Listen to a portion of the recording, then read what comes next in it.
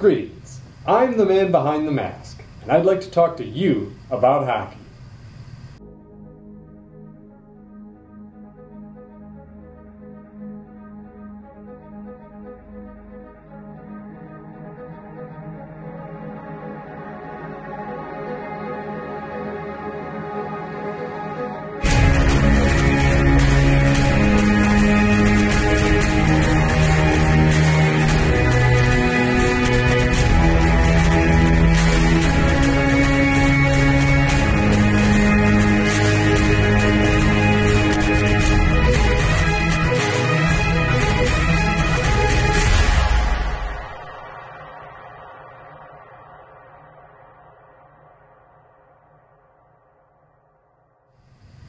Yes, let's talk about hockey, the show that journeys through the history of the sport of ice hockey from its disputed origins to the game we see today.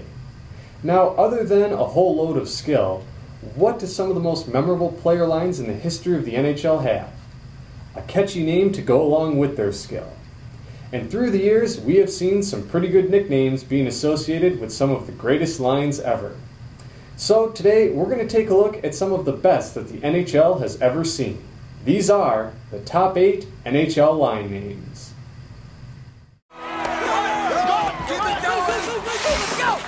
Number 8. Monty Babcock's Flying Circus.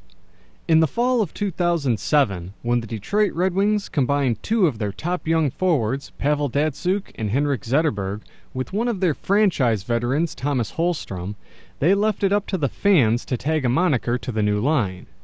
And what the fans decided was the most fitting representation of their team's top scoring line was an unusual combination of their head coach Mike Babcock and a classic British comedy troupe. Despite their name, though, the opponents they faced would not be laughing, as the trio combined for 229 points, leading Detroit to a league-best record in the regular season, before their joint 62 points in the playoffs that same year also earned them a Stanley Cup.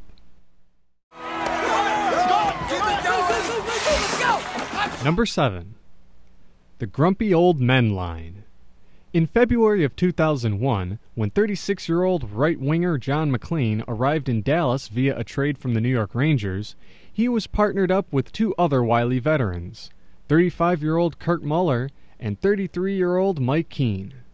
It wouldn't take long for the press to begin describing the McLean, Muller, and Keane line using the title of the motion picture Grumpy Old Men as a play on their ages. Though this line would only last until the end of the season, these old men proved that age isn't always a factor during the playoffs, when they tallied the game-tying goal as well as the overtime winning goal in the Stars' Game 5 victory over the Edmonton Oilers.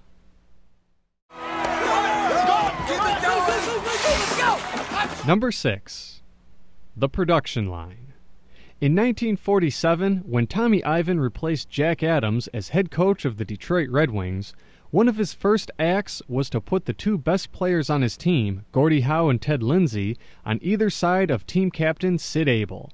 The line was instantly the tops on the team in scoring, and by 1950, the three finished first, second, and third in the NHL in scoring.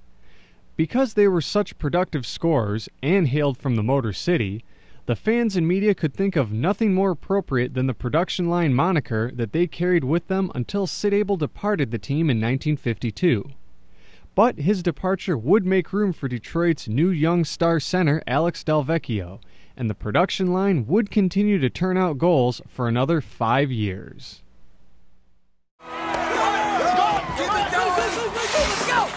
Number 5. The Golden Triangle Line. During the mid-1990s, the Pittsburgh Penguins had a stroke of genius, putting their three biggest offensive threats, Mario Lemieux, Jaromir Jagr, and Ron Francis, together on a single line, thus giving birth to the most powerful line that the franchise has ever seen. And though Lemieux's injuries during this time period kept the line from being together as much as the team had wanted, when the Penguins' three Golden Boys were together, they caused many problems for the opposition. Never was this more true than when they all finished in the top 4 in the league for scoring during the 95-96 season.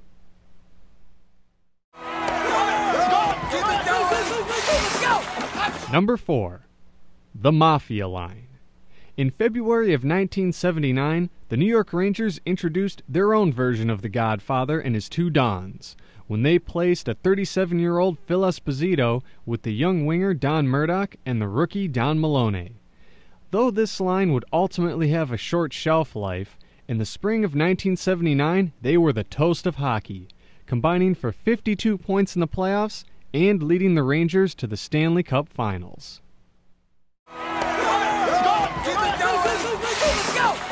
Number 3. The French Connection. From 1972 to 1979, the Buffalo Sabres could be counted amongst the teams to feature lines with pop cultural references. Bearing the name of the 1971 Gene Hackman film, the Sabres' all-Quebecois line of Gilbert Perreault, René Robert, and Rick Martin would spearhead their offense for the majority of the decade, averaging a combined 240 points per season during their reign and leading Buffalo to the 1975 Stanley Cup Finals.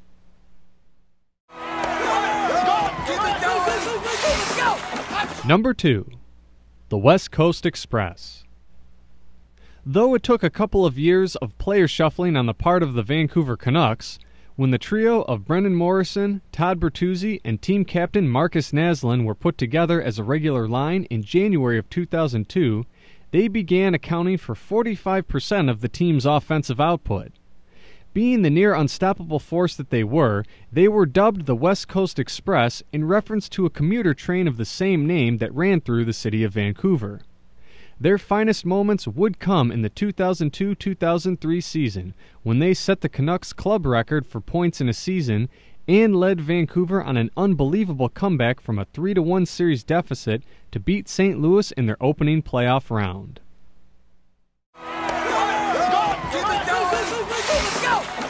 And the number 1 NHL line name is the Legion of Doom. Formed in the lockout-shortened 94-95 season when John LeClair was traded from Montreal to Philadelphia and then placed alongside Eric Lindros and Michael Renberg, this line earned its name for not only their amazing offensive play, but also their ability to dominate their opponents physically.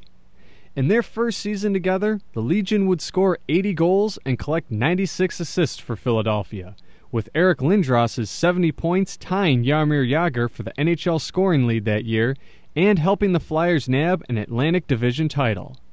A feat they would repeat the next year with a combined 255 points, before finally leading the Philadelphia Flyers to the Stanley Cup Finals in their third and final year together in the 96-97 season. Well, there you have it. Those are the top 8 line names from the NHL, proving that when trying to put together a great line, half of the battle is tagging them with a name that people can't help but remember.